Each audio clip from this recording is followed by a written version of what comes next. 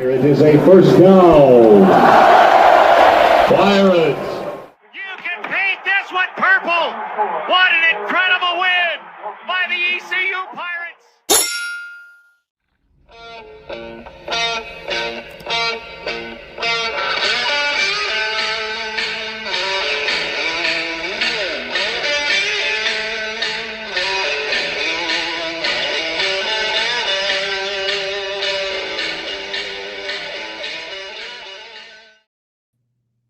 Welcome into Blackbeard's Alley, a Pirate football podcast. It is our Army recap show.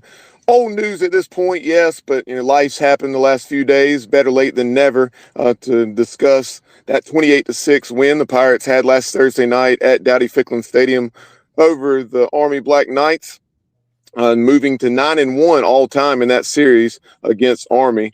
Did the Pirates, but right now to break it all down and take a look ahead at the 7 games in what is the second half of the Pirates schedule after this open date is Jason Tyndall. Jason, welcome in. Hey, thanks again, Bubba. Good to see you. Always good to see you after a Pirate victory, and always good to see you also after we beat one of the service academies. It seemed like they'd been our Achilles heel for a long time, and what a great night there in Dowdy-Ficklen Stadium. Although the crowd kind of cleared out quickly, with the threat of storms and things like that, it still felt like the energy never left the stadium.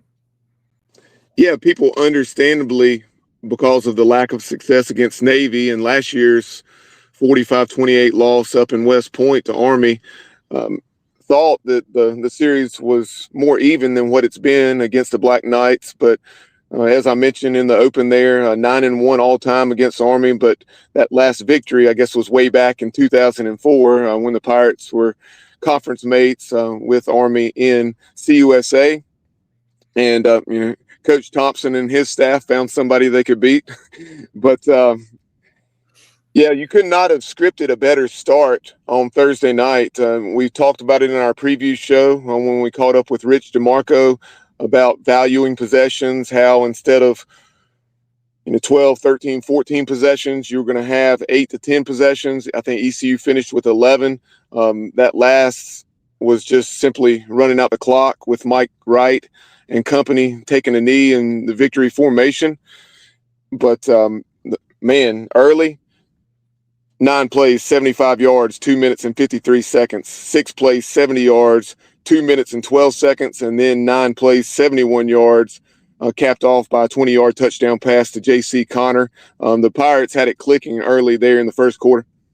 Yeah, you couldn't ask for a better start. And I mean, everybody who watched the game on TV or there like us in person, it's kind of the obvious statement. But that reminded me of what we were predicting or previewing this offense to look like in the preseason. I felt like we had the right personnel on the field, the right reads, and we're just making the throws. And even when we got, the third and long situations, you just felt like we're going to convert with the passing game. And unfortunately, at some points during the game in the second half, it seemed like the gas came off the pedal, or your foot came off the pedal a little bit with the gas. And we were not operating at that same rhythm. And I would have rather seen us do that and really, throw the dagger out earlier in the game as opposed to waiting for a fake field goal to really put it away for the Black Knights. Yeah, and that first possession, unfortunately, my family and I, we were a game time arrival due to getting caught in that Raleigh traffic. I do not, envy you there with what you deal with on a consistent basis there in that triangle area. But we got hung up on 440 and made it there right at 7:30 as Purple Haze was playing. It seemed very weird to be outside of Dowdy-Ficklen with Purple Haze playing, but nonetheless, we were able to make it there for kickoff. And one of the first plays that we saw was a deep ball to Anthony Smith. It was great to see Anthony after perhaps his worst game as a Pirate against BYU with at least 2 or 3 drops, step up, make a couple of really nice catches there early on post routes and go balls. And the best part about that is the hope would be that brings back the confidence and energy and the connection between him and Caton that had at the end of the season last year. Because Anthony truly is a guy who can take the top off of the defense, and we're going to need that as we advance through the season. So yeah, what a great pass. But also, if you really watched the reception, it wasn't easy, and he did a good job of just remaining focused and bringing the ball in. Yeah, as you see there on the screen, like Jason mentioned, he's pinning the ball against his helmet and did a good job of corralling it there. Didn't lose focus. And then later on, I guess it was our second touchdown. Tremendous job, like an outfielder on a windy day or with a misread. He flipped his hips and opened it up. And Coach Blake Harrell mentioned in his post-game press conference or one of his interviews since, perhaps it was Inside Pirate Athletics, just what a natural move just from all the work that the quarterbacks and receivers do together in practice. Anthony Smith was able to adjust as Caton was leading him away from the safety on the opposite side of the field. Yeah, and actually, sorry, I apologize, Bubba. That's probably the reception I was referring to. My the first 3 touchdowns are all flipped around in my head right now because it's been a few days since the game was over. But that was, Coach Harrell summed it up correctly. That was a great body control. And I used to tell the receivers the 3 things and most important things you catch the football with are first your feet, eyes, and hands, because your feet have to get you there. Your eyes are taking you there, and then your hands are the last piece. If your feet aren't there and your eyes aren't there, it doesn't matter how good your hands are. He did a good job adjusting to that football. He really did. That second touchdown that made it 14-0 midway through the first quarter. And then before the conclusion of that opening period, the Pirates made it 21-0 on the pop pass to J.C. Connor. Excellent throw there. Caught the linebacker with his eyes, looking there at Hauser and in the backfield, and just put it on him down the seam for, again, a 20-yard touchdown. And from that point, when the Pirates had an opportunity to build that lead, unfortunately unable to do so due to some turnovers, an interception by Hauser, and also a turnover on the speed option play where it was 100% the correct check, just poor execution, and a nice play by the Army defensive end there just before the half. So instead of going in up 31 or 35-0, it was just 21-0, and you felt like you left Army in the game. Well, it goes back to we're not really truly an option team. If you watch that play again, the execution, the play was set up for success. It would have been either a big gain for a first down inside the +5 or a touchdown. And what Caton did is he drifted towards the pitch man a little too much. What he should have done is run at the inside shoulder of that pitch man, who actually was assigned to the running back as far as zero coverage because everybody else was running off and he was covering the back. And it gave that the pitch defender, the person covering the running back, the opportunity to just pop through there real quick and knock that ball down. And we're lucky it wasn't picked up a scoop and score off of that, to be honest with you. But he needs to attack the inside shoulder and make that pitch man make a decision. And when he does that, that speed option is really good. And, we talked about this before. He hurt NC State early in the Military Bowl last year running speed option against zero out coverage. Someone who was excellent at running the option was David Garrard. Definitely would not hurt to break out some of those old DG films where you see, and like you mentioned, the defender just flying to the back and DG cutting it up and taking it to the house. I think back to that NC State game in 1999. Yeah, exactly. So if he would have ran at the defender's inside shoulder, the defender has to collapse on him, which is an easy pitch, then touchdown. Or the defender continues to feather towards the pitch back, the running back in this case, and he just turns upfield and probably scores because everybody else's back is to the play. And there was zero coverage because they were bringing the house, trying to create a play, which they did. But it should have been a touchdown or a huge first down for us. And then you put points on the board, and then the daggers start coming out, as I say. Yep, Hauser did not make the DN commit, and in essence, or he was able to play both of them, and as a result, the result was what it was. And but in the second half, and the Pirates again missed some opportunities. Noah Short, we heard in the pregame what a excellent player he is, and we had obviously seen him last year, and he accounted for more than half the Black Knights' total yards, 140 total yards, including 127 on the ground, and that 60-yarder set up Army's lone score there midway in the third quarter. Yeah, our defense played lights out, though, on the night. I want to just take a moment. You could tell that the coaching staff did not over-engineer everything. Our players looked loose. They were flying around. I loved how the coverage shell was actually closer than it had been in the past. In the past, we were playing more traditional deep high safeties. That actually plays into advantage against option teams because they can do their arc release blocking better on the perimeter. We were playing closer to the ball, forcing them to commit. Even when they were doing things with their, they would go unbalanced. They move a tackle over, a tackle on a tight end, or whatever it might be, a tackle on a slot back or a wing back. We didn't over adjust. We just lined up and ran to the football. It hurt us a little bit in the pass in the first half, but in the second half, I felt like, if we just didn't allow them to get one big play that would swing the momentum back, we had the game in hand. But you've got to tip your hat to the coaching staff and the players on defense. They were flying around having a good time. And it was so nice to see us getting stops against an option football team for the first time in a long time. And although we only forced one turnover, and we got 5 fourth down stops on the Black Knights, 2 out of 15 on third down, 4 out of 9 on fourth down. And for the season now, ECU is stellar on third down. 31.9% are the Pirate opponents. Meanwhile, on the offensive side, 7 out of 12 on third down, 1 out of 3 on fourth down, a couple costly turnover on downs there in the third quarter that did not allow the Pirates to extend that lead. And Blake, give him credit. He said that he made a mistake on that second one when we turned it over on downs inside the 15-yard line instead of kicking a chip shot field goal to make it 24-6 there near the end of the third quarter. But the Pirates, 53.9% offensively on third down. That's tremendous.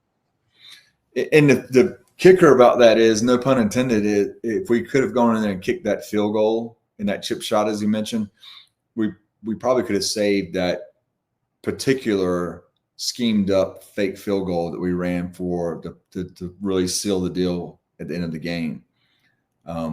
Which, it's neither here nor there. I can tell by Coach Harrell and the staff that they've got a lot of creativity in special teams to put stress on the other team in preparation and in game and playing in the game and making sure they stay sound.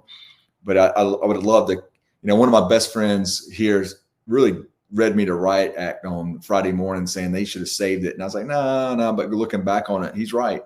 They could have saved that if we just kicked that field goal, probably. Yeah, that's one of those things that kind of, for those who haven't been there in the trenches and coaching or playing a game, that can get lost. Why the ripple effect of not capitalizing on those opportunities really costs you, because then you have to use plays like that you would have been able to hold on to otherwise, and use in a game that's where the issue isn't quite as. The issue wasn't decided. That's the reason we used it. But you get what I'm saying there from the standpoint of using it in a game that you shouldn't have to. But for the final numbers, and Pirates, 23 first downs, just 12 for the Black Knights. Army had 290 total yards compared to 431 for ECU. Individual stats: Anthony Smith, 3 catches, 87 yards, and a touchdown. Yannick, 3 for 56. Brock Spalding, 3 for 35. And then you had Jaquez Petaway had his best game as a Pirate with 3 catches, 423 yards. Really had a nice catch on, I think it was about a 12 or 13-yard comeback route. Made a nice play working back to the football, as did Yannick early. That was a play. I think it was either our first or second possession. I believe it was that possession too, where we ended up throwing the touchdown to Anthony on the deep ball. for about 40 yards. But it was either a second or third down play about our own 40-yard line, and Caton, tremendous pocket awareness and excellent job with his feet, keeping his eyes down the field, and really put it on Yannick, and Yannick worked back to the ball well, and that was a play that stood out to me. Yeah, what a good night for the offensive, as far as putting up the big plays. Again, we struggled in the red zone, and not to be negative Ned or Nancy here.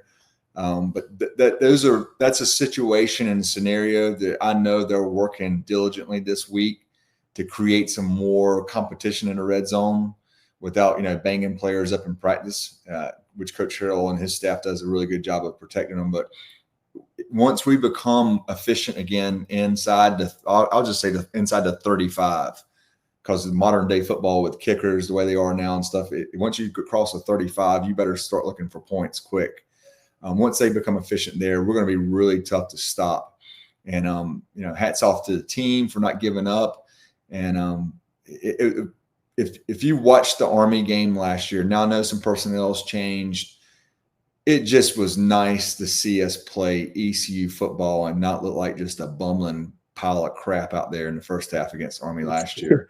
And if you think about it, the second half of the Army game was a prelude to what was about to happen the rest of the season with Coach Harrell taking over and the confidence and the swagger of our team.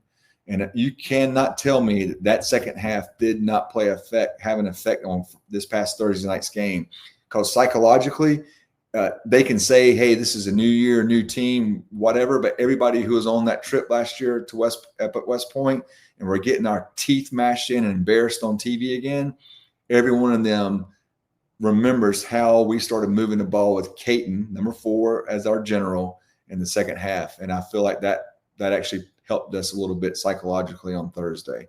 Everybody say, no, it's a different year. That's BS. It is a mental game as much as it is a physical game. The Pirates did a much better job in the penalty department. I think only 2 penalties in the game, if I'm not mistaken, 2 penalties for 10 or 15 yards. So far and away the best that they've done in that area this season. The previous best number had been 6 down at Coastal. Every other game, ECU had 10-plus penalties, so that was awesome to see. It was just the 4th time, if the stat that I saw is correct, that Jeff Monken and the Army Black Knights have lost a game in which they won the turnover battle. So ECU 2 turnovers, Army just 1, but the Pirates found a way to get it done in that fast start, taking that 21-0 lead, and then just being able to repeatedly run the football for the remainder of the game. ECU attempted just 6 passes after halftime. What were your thoughts on that philosophy? I'm an old school guy, so I do believe in bleeding if you're not really being threatened for quick scores. I also believe in our offense. And looking back on the game, I'm sure there's a lot of discussion about, did we take our foot off the gas too quick? Did we start trying to play to win close, or to not lose the game, as opposed to playing with that swagger we had in the first half? And it, if you can shorten the game for an option team when they're behind, it makes it more difficult for them, but you better really shorten it by taking advantage of the full play clock, or play clock, et cetera, before you're snapping the football. So it's one or the other. Right. We won. That's all that matters. But I'm sure there's lessons learned from it. And that was the point Tom Luganville was making on the air. He agreed with the decision to continue to pound the rock, but at the same time, he's like, if they're going to do this, then why don't they slow the tempo down and stop snapping it with 25 seconds left on the play clock? And the only thing I could guess is that we felt like it put us at a disadvantage to do so. Yeah, I don't know. We're not in the coaches' offices and the meeting rooms and things, so I don't want to second guess people who their entire life is studying film, studying the data, the analytics. Exactly. And it's easy for us to second guess everything, right? It's simple. We're sitting here on a podcast talking about mistakes that guys are making, that hundreds of thousands of dollars are they're not just winging out plays. They're not just guessing. This is data-driven information that helps them decide how to handle that situation. I do also believe for us to have a chance to continue to be successful in American Conference this year, we're going to have more of that renegade pirate mentality in all three phases of the game. Before we move on to what lies ahead very quickly with the few minutes that we have left, Caton Hauser finished 15 out of 22, 251 yards. All but about 35 of that came in the first 20 minutes of the game.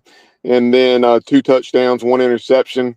The interception, he just stared a guy down on an in route, and the safety jumped it pretty easily. It was a bad pick. And then London Montgomery, 15 carries, 58 yards. Marlon Gunn really ran the ball well in the second half, especially there in the fourth quarter. 10 attempts for 53 yards, and Parker Jenkins finished with 13 for 36. Looking ahead, now the Pirates are off this week, and then they have back-to-back Thursday night games against Tulane and Tulsa on the horizon. Yeah, I'm actually personally glad we're off this week because it gives us a chance to catch our breath. And I know the players are a little dinged up and tired and ready to, level set, reset, work on themselves a little bit this week, but also start getting ready for a really talented Tulane team. It's going to be a tough matchup for us down there in New Orleans. But I do feel like if we play with that pirate mentality, it gives us the best chance to win. That means taking chances, running the offense at the tempo we were supposed to, not trying to get so cute on defense that we confuse ourselves, and just playing fast and playing physical, and not making boneheaded plays, turnovers, penalties, pre-snap penalties, and not playing out of our responsibility on defense, which creates gaps. So big one coming up in New Orleans in a couple of weeks. Yeah, early next week we'll catch up with Corey Glore, former ECU play-by-play voice in baseball. Corey has been there in New Orleans for several seasons now, does an excellent job describing action for Tulane. Tulane was victorious 31-14 after being tied with Tulsa 14-14 late in the half out in Oklahoma over the weekend. They outgained the Golden Hurricane 438-338. And they have a very balanced attack, 252 passing and 186 rushing, averaging 4.4 yards per carry. Did the Green Wave. Memphis went to Boca. After the game was very close at halftime, they blew out the Owls in the second half, just too much for FAU. 55-26 winners, remaining unbeaten, rushing for nearly 300 yards in the process. And then you had Navy, 21-13 winners at home over Rice, outgaining the Owls 455-234, including 283 yards on the ground. And then North Texas, they blew open not really blew open, but they won comfortably against USA as South Alabama traveled to Denton and gave the Mean Green a good game for a half. But then North Texas won the game 36-22. Caleb Hawkins ran for 140 yards and 2 touchdowns on 16 attempts. But that will do it for this edition of Blackbeard's Alley. We appreciate everyone tuning in. Be sure to follow us on Instagram at Blackbeard's Alley. On X, we can be found at Blackbeard Alley. And then we're also found, of course, on YouTube or Spotify. But that will do it for Jason and I. We'll talk to you when we're previewing East Carolina and Tulane early next week. Have a great week, everyone. And as always, go Pirates. Painted purple all night long in Eastern North Carolina.